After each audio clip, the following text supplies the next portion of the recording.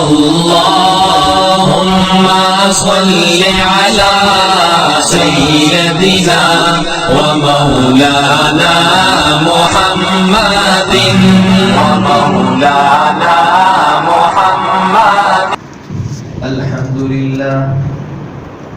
الحمد لله نحمده ونستعينه ونستغفره ونؤمن به ونتوكل عليه ونعوذ بالله من شرور أنفسنا ومن سيئات أعمالنا من يهده الله فلا مضل له ومن يضلله فلا هادي له ونشهد أن لا إله إلا الله وحده لا شريك له ونشهد أن سيدنا ومولانا وحبيبنا وشفيعنا وسندنا وإمامنا وأولانا ومولانا محمدا عبده ورسوله صلى الله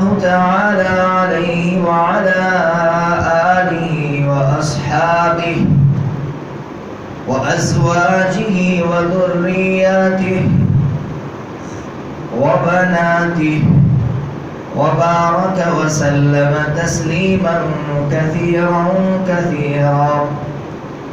أما بعد فأعوذ بالله من الشيطان الرجيم. بسم الله الرحمن الرحيم. لقد جاءكم رسول من أنفسكم عزيز عليه ما عنتم حريص عليكم بالمؤمنين رؤوف رحيم. فإن تولوا فقل حسبي الله لا إله إلا هو عليه توكلت وهو رب العرش العظيم. صدق الله العظيم. عن أنس بن مالك رضي الله تعالى عنه قال قال النبي صلى الله تعالى عليه وسلم لا يؤمن أحدكم حتى أكون أحب إليه من والده وولده وفي رواية مسلم والناس أجمعين أو كما قال عليه الصلاة والسلام.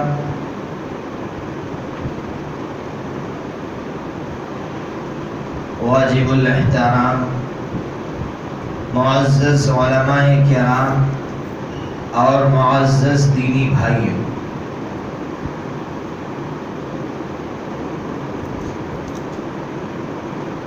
آج میرا ارادہ ہے کہ میں سیرت کے گوشوں میں سے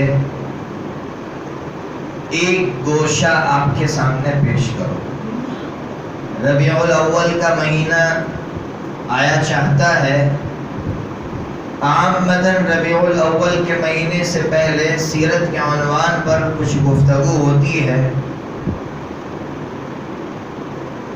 اللہ رب العزت کی ذات پر بھروسہ کرتے ہوئے میں آج بنات النبی یعنی حضرت نبی پاک صلی اللہ تعالی علیہ وسلم کی جو بیٹیاں تھیں ان کی کیا کیا قربانیاں رہی اور ان کے توسط سے حضرت نبی پاک صلی اللہ تعالی علیہ وسلم کی کیا کیا قربانیاں رہی اور ہمیں کیا سبق مل رہا ہے، ان گوشوں کو میں آپ کے سامنے اجاگر کرنا چاہتا ہوں. سارے مسلمان جانتے ہیں کہ حضرت نبی پاک صلی اللہ تعالی علیہ وسلم کا سب سے پہلا نکاح حضرت خدیجہ الکبریٰ رضی اللہ تعالی عنہ سے ہوا اور آپ ہی کے بدن مبارک سے 4 بیٹیاں آپ کی طرف منسوب ہے. سب سے بڑی بیٹی حضرت زینب رضی اللہ تعالی عنہ ہے. حضرت زینب رضی اللہ تعالی عنہا اپنے ہی خالہ زاد بھائی جن کا نام ابو العاص تھا، جو مسلمان نہیں تھے، اور اس وقت ایک مسلمان کا غیر مسلم سے رشتہ جائز تھا، اس وقت آپ کا نکاح خالہ زاد بھائی ابو العاص سے ہوا۔ اور آپ کو یہ واقعہ معلوم ہوگا کہ ابو العاص سے نکاح تو ہوا، لیکن کچھ ہی مدت کے بعد ہجرت کا حکم آ گیا، تو حضرت نبی پاک صلی اللہ تعالی علیہ وسلم اور حضرت کے ساتھ آپ کی تینوں صاحبزادیوں نے بھی ہجرت کی، اور آپ کے خاندان کے بہت بڑے بڑے لوگوں نے ہجرت کی۔ صرف آپ کی ایک چہیتی بیٹی، بڑی بیٹی حضرت زینب رضی اللہ تعالی عنہا نے ہجرت نہیں کر سکے، سسرال والوں کے دباؤ اور پریشر کی وجہ سے ہجرت نہیں کر سکے۔ لیکن واقعہ یہ ہوا کہ سن ہجری 2 میں بدر میں مسلمانوں کو کامیابی ملی، تو اس بدر میں ابو العاص قیدی بنا دیے گئے، حضور کے داماد قیدی بنا دیے گئے۔ تو اب مسئلہ آیا کہ قیدیوں کے ساتھ کیا سلوک کیا جائے، تو صحابہ کرام نے مختلف رائے دی تھی۔ ایک رائے یہ سامنے آئی تھی کہ کچھ عوض لے کر، کچھ بدلہ لے کر ان کو چھوڑ دیا جائے۔ تو یہ ابو العاص جو حضور کے داماد تھے، انہوں نے اپنی بیوی کو خط لکھا کہ آپ کے ابا نے یہ فیصلہ کیا ہے کہ کچھ عوض لے کر چھٹکارا آپ پا سکتے ہیں، میرے پاس کچھ ہے نہیں دینے کے لیے بدلے میں، اس لیے تم بھیج دو۔ تو حضرت زینب رضی اللہ تعالی عنہا نے ایک ہار جو حضرت خدیجہ کبریٰ رضی اللہ تعالی عنہا نے رخصتی کے وقت آپ کو دیا تھا، وہی ہار بھیج دیا۔ جب یہ ہار ابو العاص لے کر حضور پاک صلی اللہ تعالی علیہ وسلم کی خدمت میں حاضر ہوئے، تو حضرت نبی پاک صلی اللہ تعالی علیہ وسلم کی آنکھوں میں آنسو آ گئے۔ آنسو اس لیے آئے کہ آپ کو یاد آ گئی حضرت خدیجہ کبریٰ رضی اللہ تعالی عنہا کی وفاداری، آپ کی محبت، آپ کی جان نثاری جو حضور کے تئیں تھی، حضور کے لیے جو قربانیاں دی تھی، جو آپ نے وفاداری کا معاملہ کیا تھا، وہ یاد آ گیا، آپ کی آنکھوں میں آنسو آ گئے۔ تو حضرت نبی پاک صلی اللہ تعالی علیہ وسلم نے صحابہ کرام سے کہا کہ یہ تو اس کی ماں کی ایک نشانی ہے، کیا خیال ہے آپ کا؟ تو صحابہ کرام نے متفق ہو کر کہا کہ حضور آپ واپس کر دیجئے، ہماری طرف سے رضامندی کا ہم اعلان کرتے ہیں۔ حضور نے واپس کیا، لیکن کہا کہ ابو العاص ایک شرط پر آپ کی رہائی ہو سکتی ہے۔ کہا کیا شرط ہے؟ کہا شرط یہ ہے کہ تم میری بچی کو وہاں سے مدینہ منورہ بھیج دو گے۔ کہا بالکل یہ شرط منظور ہے۔ ابو العاص گئے مکہ مکرمہ اور اپنے چھوٹے بھائی کنانا جس کا نام تھا، کنانا سے کہا کہ میں سیریا جا رہا ہوں، شام جا رہا ہوں تجارت کے مقصد سے، تم اپنی بھابھی کو لے کر مکہ مدینہ منورہ پہنچ جاؤ۔ اور حضرت محمد صلی اللہ تعالی علیہ وسلم نے ایک صحابی زید ابن حارثہ کو فلاں جگہ پر بھیجا ہے، تم اپنی بھابھی زینب کو وہاں پہنچا دینا۔ بالکل آپ کا حکم سروں پر۔ اب یہ چھوٹے بھائی اپنی بھابھی کو لے کر روانہ ہوتے ہیں۔ یاد رکھیے اس وقت حجاب کا حکم نہیں آیا تھا، اس لیے ایک غیر محرم کے ساتھ سفر جائز تھا، ورنہ آپ کے دماغ میں سوال پیدا ہوگا کہ یہ تو دیور ہے، دیور کے ساتھ سفر کیسے جائز ہو گیا؟ اس لیے میں نے خلاصہ کیا کہ اس وقت حجاب کا حکم نازل نہیں ہوا تھا۔ اب یہ کنانا اپنی بھابھی کو لے کر روانہ ہوئے، راتوں رات روانہ ہوئے، لیکن شور مچ گیا کہ محمد کی بیٹی جو یہاں تھی چپکے چپکے مدینہ منورہ کے لیے روانہ ہو گئی ہے، اس لیے اس کا پیچھا کیا جائے، اس کا تعاقب کیا جائے۔ اور ان کا سردار لیڈر حبار جس کا نام تھا، اس نے ایک جماعت بنائی اور اس جماعت نے تعاقب کیا، پیچھا کیا۔ حضرت زینب رضی اللہ تعالی عنہ اونٹنی پر سوار تھی اور کنانا تیروں کو لے کر ان کے ساتھ چل رہے تھے۔ حبار نے آواز لگائی، اے زینب رک جاؤ، زینب رک جاؤ۔ حضرت زینب رضی اللہ تعالی عنہ نے نہ رکنے پر آواز کی ظاہر کی اور کہا کہ میں نہیں رک سکتی، میں ہجرت کے لیے روانہ ہو چکی ہوں۔ اب اس حباب نے ظالم نے تیر نکالا اور تیر سیدھا اونٹنی پر مارا. جیسے ہی اونٹنی پر تیر مارا تو اونٹنی بچکی، اونٹنی اچھلی. جیسے اچھلی تو حضرت زینب رضی اللہ تعالی عنہ ایک چٹان پر گری. اور آپ کو شاید معلوم ہو یا نہ ہو، سن لیجئے، حضرت زینب رضی اللہ تعالی عنہ حمل سے تھی. جیسے ہی چٹان پر گری آپ کا حمل گر گیا اور خون اتنا جاری ہوا کہ مرنے کے بالکل قریب ہو گئی. اب یہ لوگ اس پر بھی ان کے ظلم کا خاتمہ نہیں ہوا. وہ چاہتے تھے کہ ہم اس کو مار ڈالیں، لیکن اتنے میں جب کنانہ نے تیر نکالا اور کہا کہ جب تک میرے ترکش میں تیر رہیں گے تم میں سے کوئی میرے ساتھ مقابلہ نہیں کر سکتا ہے. ابو سفیان نے اس کو بھانپ لیا کہ کہیں ایسا نہ ہو کہ ہزاروں کی لاشیں گرا دے یہ کنانہ، اس میں اتنی طاقت ہے. تو ابو سفیان نے سمجھداری سے کنانہ سے کہا کہ کنانہ تم اتنی بہادری سے ایک محمد کی لڑکی کو لے کر جا رہے ہو جن سے ہماری کٹر دشمنی ہے، کام کرو تم واپس لے جاؤ مکہ اور پھر چپکے سے لے کر نکل جانا، میں تمہارا تعاون کروں گا. اب کنانہ واپس آ گئے. جب کچھ مدت کے بعد آقا کے صحابی حضرت زینب رضی اللہ، حضرت زید ابن حارثہ رضی اللہ تعالیٰ عنہ جو وہاں انتظار کر رہے تھے دوبارہ لے کر پہنچے. ان کے آنکھوں میں آنسو آ گئے. اس لیے آنسو آئے کہ ایک عورت حمل سے ہو اور اس کا حمل گر جائے تو آپ اندازہ لگائیے اس عورت کا خون کتنا نکلا ہوگا اور وہ کتنی کمزور ہو گئی ہوگی. جب نبی پاک صلی اللہ تعالیٰ علیہ وسلم کی خدمت میں اپنی بیٹی، آپ کی بیٹی شہید حاضر ہوئی، آپ بھاڑ مار مار کر روئے ہیں، زارو خطار روئے ہیں. صرف اس لیے روئے ہیں کہ میری، اس لیے حضور نے پھر فرمایا خیر بناتی اصیبت فی زینب. حضور نے فرمایا میرے خاطر اگر سب سے زیادہ کسی نے قربانی دی ہے تو وہ زینب نے دی ہے. اسی لیے تمام محدثین کا اتفاق ہے میرے بھائیو اس بات پر کہ جب آپ کے یہاں ایک بچہ پیدا ہوا، مدینہ منورہ جب چلی گئی تو آپ کے یہاں ایک بچہ ہوا.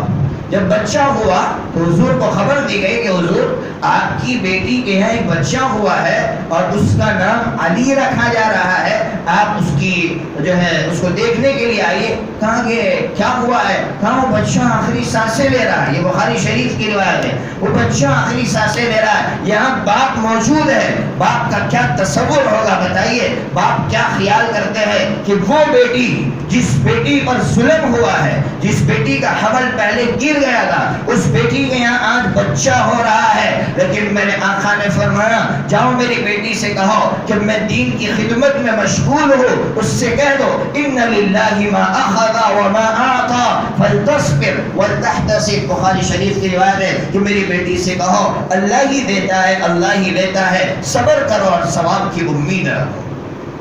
لیکن جب حضرت زینب رضی اللہ تعالیٰ عنہ نے کہا کہ جاؤ جا کر میرے ابا سے کہو اللہ کا واسطہ دیتی ہے آپ کی صاحبزادی، اور حضور کی عادت مبارکہ دی جب کوئی اللہ کا واسطہ دیتا تو اس کو کبھی نہیں ٹالتے تھے. آپ آئے وہاں سے، آپ نے اپنے نواسے کو ہاتھ میں لیا جس کا نام محدثین بتلاتے علی رکھا گیا تھا.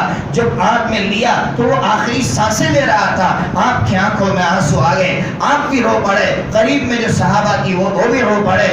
آپ کی ان قربانیوں کو دیکھ کر ہمیں سبق ملتا ہے کہ آپ نے اپنی بیٹیوں کی خاطر کیا کیا قربانیاں دی.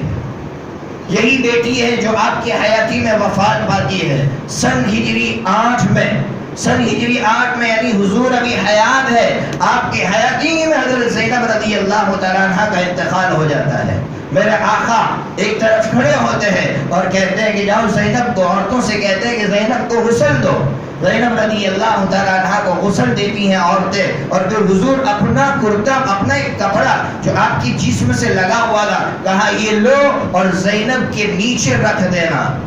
یہاں سے معلوم ہوا، علماء نے عجیب بات لکھی کہ اگر کوئی تبرک کسی بزرگ کی کوئی چیز اپنے ساتھ رکھتا ہے، لگاتا ہے، لیکن شرط یہ ہے کہ اس نے فرض نمازیں پڑھی ہو، وہ دیندار ہو، وہ فرائض کا پابند ہو، تب جا کے کسی کا تبرک کام آ سکتا ہے. لیکن آج مسلمانوں کا حال کیا ہے کہ وہ صرف تبرک کرتے ہیں، نماز کے لیے تیار نہیں ہے. پھر سمجھتے بیچارے کہ کسی بزرگ کی قبر یا اس کی نسبت سے دھاگا باندھ دیا تو سارے کام ہو جائیں گے اور میری بخشش ہو جائے گی. یاد رکھیے یہ غلط فہمی ہے. بہت بڑی غلط فہمی ہے. سب سے بڑا تبرک میرے آقا کا کرتا مبارک ہے. عبداللہ بن ابی بن سلول کو میرے آقا نے اپنا کرتا مبارک دیا تھا کہ جاؤ اس کو کفن بنانا. لیکن عبداللہ بن ابی بن سلول کے بارے میں قرآن گواہ ہے کہ جہنم کے سب سے نچلے طبقے میں، خطرناک طبقے میں اگر کوئی ہوگا تو عبداللہ بن ابی بن سلول ہوگا. یہ سبق دیا جا رہا ہے کہ صرف میرے آقا کا کرتا کافی نہیں ہوا، انسان کو خود کچھ کرنا پڑے گا تب جا کر تبرکات کام آئیں گے، اس کے بغیر تبرکات کام نہیں آتے. بہرحال یہ تو میں نے آپ کی ایک صاحبزادی کا واقعہ سنایا. اب آئیے دوسری صاحبزادی کے تعلق سے کچھ تفصیل سنا دو. آپ کی دوسرے نمبر کی صاحبزادی حضرت رقیہ رضی اللہ تعالی عنہا، یہ آپ کے دوسرے نمبر کی صاحبزادی ہے. ان کا نکاح سب سے پہلے ابو لہب کے لڑکے عتبہ سے ہوا تھا. آپ جانتے ہیں کہ جب حضرت نبی پاک صلی اللہ تعالی علیہ وسلم نے اعلان کیا تھا ایک اللہ کے سوا کوئی عبادت کے لائق نہیں، تو ابو لہب نے اپنے لڑکوں سے کہا تھا کہ تم طلاق دے دو. ابو لہب کی بیوی ام جمیل نے کہا تھا تم اپنی بیوی کو طلاق دے دو. ابھی دونوں میں ملاقاتیں نہیں ہوئی تھی، اس سے پہلے کی بات ہے کہ تم طلاق دے دو. عتبہ اچھے انسان تھے، یاد رکھنا میری زبان سے میں کیا بات کہہ رہا ہوں. عتبہ اچھے انسان تھے. عتبہ کا کی وجہ سے انہوں نے طلاق دے دی. اور دوسری جو صاحبزادی ام کلثوم کا نکاح بھی ابو لہب کے دوسرے بیٹے عتیبہ سے ہوا تھا. لیکن یہ عتیبہ اندرونی اعتبار سے شریر تھا، اس نے بہت نقصان پہنچایا تھا اسلام کو، اس لیے دونوں بیٹوں میں زمین آسمان کا فرق تھا. اللہ نے عتبہ کو اسلام دیا، ایمان دیا. عتبہ ایمان کی حالت میں مرے ہیں. یہ بات حافظ ابن حجر عسقلانی رحمۃ اللہ علیہ نے اپنی کتاب میں لکھی. عام طور پر مسلمانوں کے دماغ میں یہ ہے کہ عتبہ اچھے انسان نہیں تھے، عتبہ اچھے انسان تھے. اور عتبہ کے اسی سلوک کی وجہ سے اللہ تعالیٰ نے ان کو اسلام کی دولت سے نوازا ہے. میں آگے ایک نقطہ سناؤں گا جب آؤں گا تو. بہرحال حضرت زینب رقیہ رضی اللہ تعالیٰ عنہ کا نکاح اب عتبہ سے ہوا تھا لیکن طلاق دے دی. حضرت نبی پاک صلی اللہ تعالیٰ علیہ وسلم کو بڑا صدمہ ہوا کہ میری وجہ سے میری بیٹیاں تکلیفیں اٹھا رہی ہیں، اور بیٹیوں کو بھی صدمہ ہوا کہ آج ہمارے باپ کی وجہ سے ہمارے گھروں میں جو حالات ہیں سب کچھ ہوا. لیکن پھر بعد میں آپ جانتے ہیں حضرت رقیہ رضی اللہ تعالیٰ عنہ کا نکاح حضرت عثمان غنی رضی اللہ تعالیٰ عنہ سے ہوا. اور پھر دیکھیے حضرت رقیہ رضی اللہ تعالیٰ عنہ یہ وہ عورت ہے کہ اس نے اپنے باپ کے ساتھ زندگی نہیں گزاری. کیسے؟ ابھی تو مکہ مکرمہ سے ہجرت ہوئی ہے، چھوٹی سی بچی تھی. اب جیسے یہاں آئے، یہاں آنے کے بعد اعلان ہوا حبشہ جانے کا. جب ابھی مدینہ منورہ سے پہلے حبشہ جانے کا اعلان ہوا، مدینہ منورہ آئی نہیں تھی، اس سے پہلے حبشہ گئی ہے. اور پھر حبشہ سے دوبارہ یہاں آ رہے تھے، خبر ملی تھی دوبارہ حبشہ گئے تھے. گویا پوری زندگی آپ کی اپنے گھر والوں سے دوری میں گزری ہے. صرف ایک ایمان کے خاطر، اسلام کے خاطر یہ قربانی اس عورت نے دی ہے. حضرت رقیہ رضی اللہ تعالیٰ عنہ، یہی حضرت رقیہ رضی اللہ تعالیٰ عنہ ہے کہ جب سن ہجری 2 میں بدر کا اعلان ہوا کہ چلو بدر کے لیے نکلو، تو میرے آقا نے کہا کہ عثمان تم مت چلنا کیونکہ تمہاری بیوی چیچک کے مرض میں مبتلا ہے. چیچک کی بیماری ہو گئی تھی حضرت رقیہ رضی اللہ تعالیٰ عنہ کو. کہا عثمان تم مت آنا، تیمارداری میں رہنا.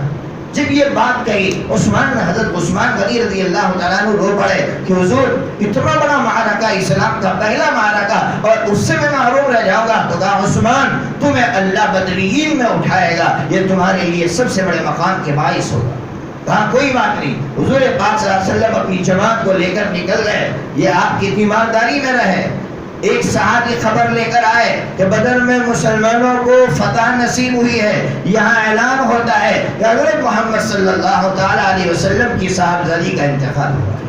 ایک طرف فتح کی خبر ہے اور ایک طرف آپ کی شہیدی صاحبزادی کے انتقال کی خبر آتی ہے. آپ سوچئے کہ جب میرے آقا واپس آئے، میرے آقا کو بتایا گیا کہ آپ کی صاحبزادی جو بیمار تھی وہ اس دنیا سے چلی گئی. آپ بہت روئے. آپ کے دل پر کیا گزری کہ یہ میری وہ بچی ہے. اس لیے میرے آقا نے فرمایا کہ یہ اپنی بیٹی سے کہا، جو بیٹی اس وقت خبر کے پاس گیا، اور کہا کہ اللہ تجھے عثمان بن مظعون کے لوگوں میں اٹھائے. کیا مطلب؟ حضرت عثمان بن مظعون یہ وہ شخص ہے جنہوں نے سب سے زیادہ قربانی دی تھی اور انہوں نے دنیا کا ذرہ برابر بھی مزہ نہیں چکھا تھا. یہ وہ صحابی تھے تو اپنی بیٹی کے لیے کہہ رہے کہ میری بیٹی یہ وہ ہے جس نے نہ میرے ساتھ زندگی گزاری نہ اس نے دنیا کا عیش دیکھا, وہ اس دنیا سے چلی گئی. اور مسلمانوں آپ کو معلوم ہے اس وقت عمر آپ کی صرف 21 سال تھی.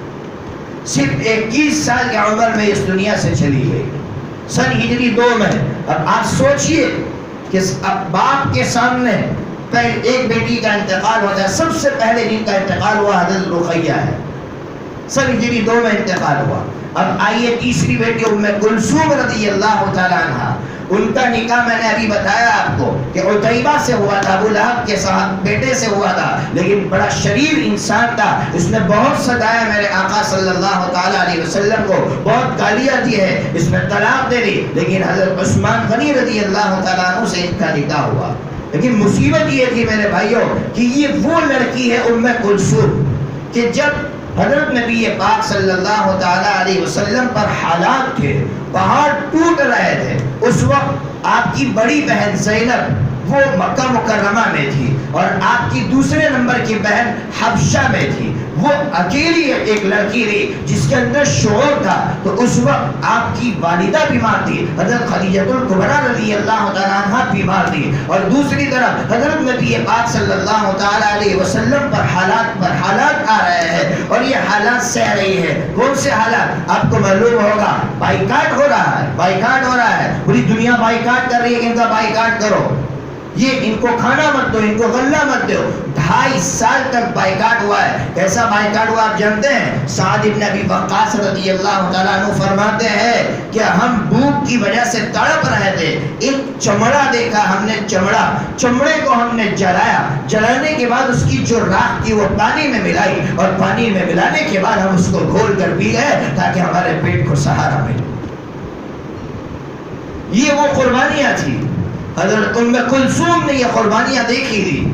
پھر انہی کے سامنے ان کی والدہ کا انتقال ہو گیا.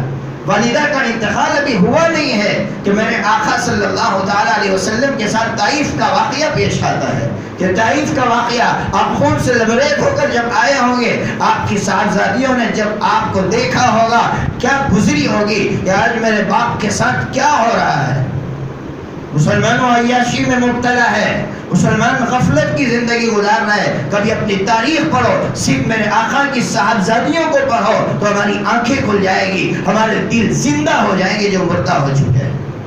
یہ حضرت ام کلثوم رضی اللہ تعالیٰ عنہ جس نے بڑی بڑی قربانیاں دی, بڑے بڑے غم دیکھے تھے, ٹینشن دیکھے تھے, اس لیے محدثین لکھتے ہیں کہ وہ غم سہنے کی وجہ سے بالکل کمزور ہو گئی تھی, غم سہنے کی وجہ سے بالکل لاغر ہو گئی تھی, ٹینشن اتنا لے لیا تھا. والدہ کی وفات اور بائیکاٹ, پھر حضور کے ساتھ جو حالات پیش آ رہے تھے, ان سب کو وہ اندر سے گل کر سہ رہی تھی. حضرت فاطمہ تو بہت چھوٹی تھی, ان کے اندر اتنا شعور نہیں تھا, شعور ام کلثوم میں تھا. یہ ساری قربانیاں دینے کے بعد یہ آپ کی چہیتی بیٹی بھی سن ہجری 9 کے اندر اس دنیا سے رخصت ہو جاتی ہے. یعنی میرے آقا کے سامنے آپ کی تیسری بیٹی کا انتقال ہو جاتا ہے. 4 بیٹیوں میں سے 3 بیٹیاں آقا کے سامنے دنیا سے رخصت ہو جاتی ہے. یہاں ہے نا باپ, جو باپ موجود ہے وہ تصور کرے کہ باپ کی آنکھوں کے سامنے اگر جوان بیٹیاں دنیا سے رخصت ہو رہی ہے تو باپ کا جینا دوبھر ہو جاتا ہے کہ کیسے جی رہا.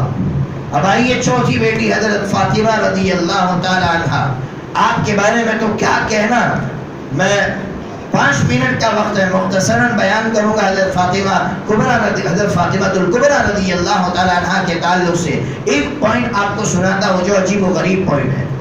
حضرت فاطمہ بہت چھوٹی تھی. ابو جہل نے ایک مرتبہ حضرت فاطمہ رضی اللہ تعالیٰ عنہ کو تماشا مارا, اور یہ شرارت کی انتہا تھی کہ آج تک آپ نے ایسا شریر نہیں دیکھا ہوگا کہ جس نے باپ کی دشمنی ایک چھوٹے بچی سے نکالی ہو. لیکن ابو جہل کی شرارت کی انتہا دیکھیے کہ اس نے آپ کی ننھی سی بچی حضرت فاطمہ رضی اللہ تعالیٰ عنہ کو زور سے تماشا مارا. حضرت فاطمہ رضی اللہ تعالیٰ عنہ رونے لگی.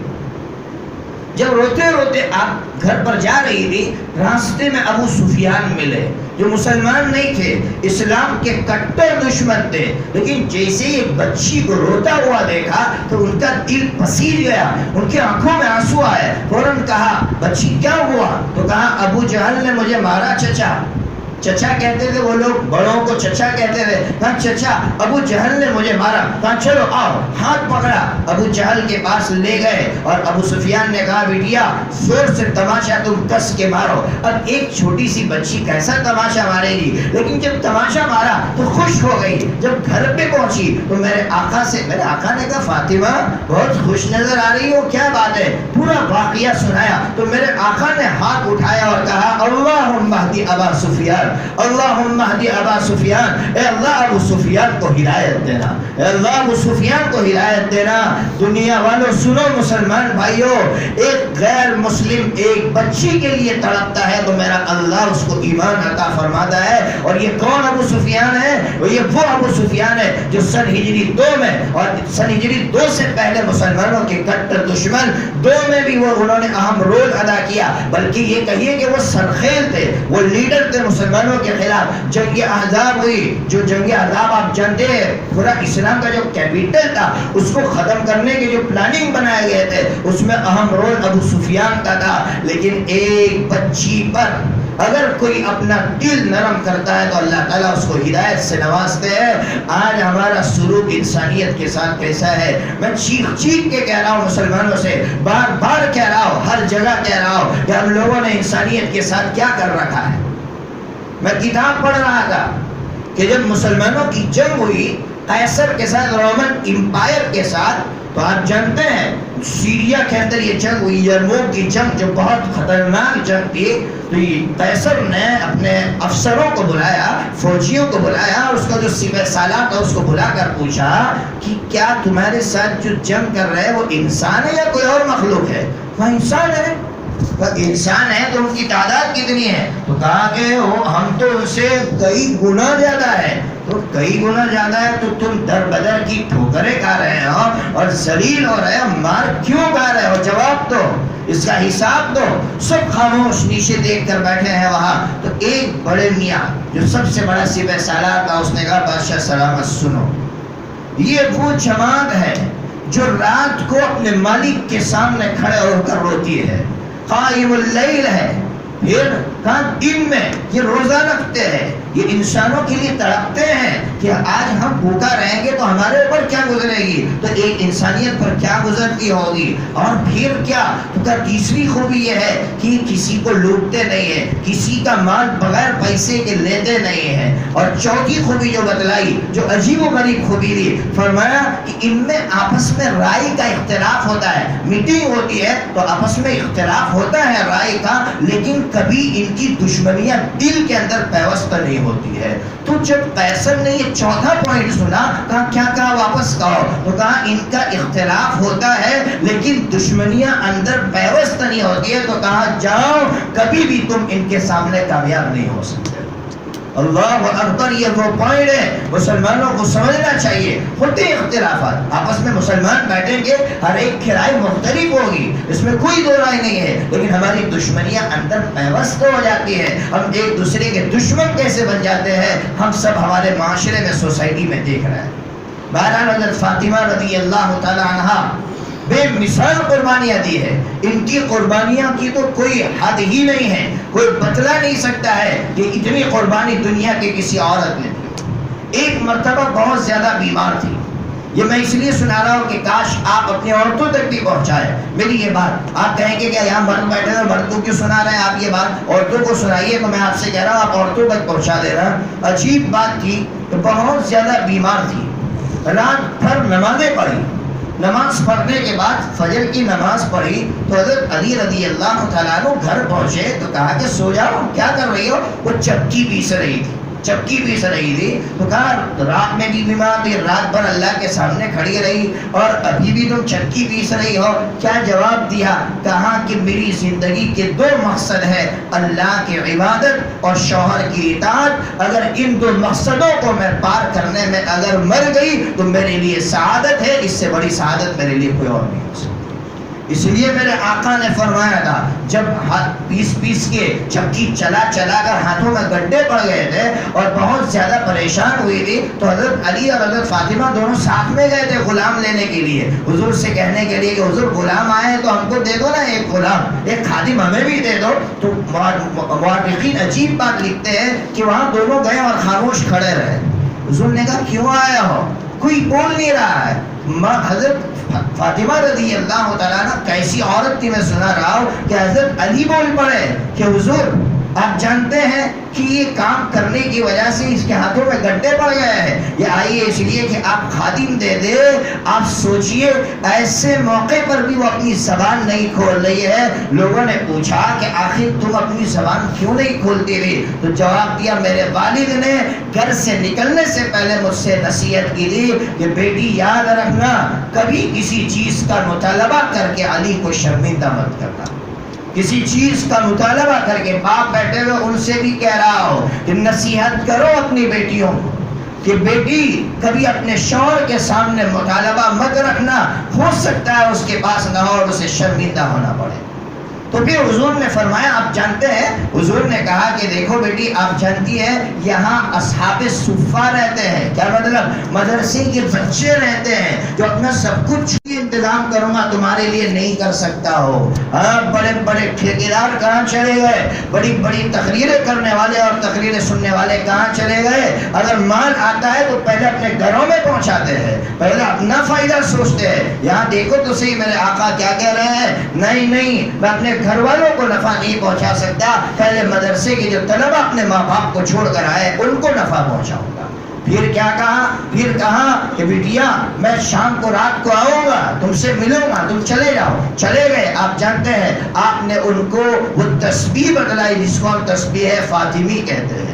یاد رکھیے مسلمانوں کو ایک غلط فہمی یہ ہے کہ مسلمان جو عصر کی نماز کے بعد اور فجر کی نماز کے بعد جو پڑھتے ہیں اس کو ہم لوگ تسبیح فاطمی کہتے ہیں۔ یہ تسبیح فاطمی نہیں، یہ تسبیح فقراء ہے، یہ تسبیح فقراء ہے۔ کیا مطلب؟ فقراء نے نبی پاک صلی اللہ تعالیٰ علیہ وسلم سے کہا تھا کہ اللہ کے رسول یہ مالدار تو خرچ کر کے بڑے آگے نکل گئے، حضور نے کہا تھا کہ یہ تسبیح پڑھو تم ان کے برابر ہو جاؤ گے۔ یہ تسبیح فقراء ہے، اور تسبیح فاطمی وہ ہے جو سونے سے پہلے پڑھی جاتی ہے، لیکن ہم لوگوں نے عصر اور فجر کے بعد کو تسبیح فاطمی بنایا تو رات کی تسبیح فاطمی گل ہو گئی۔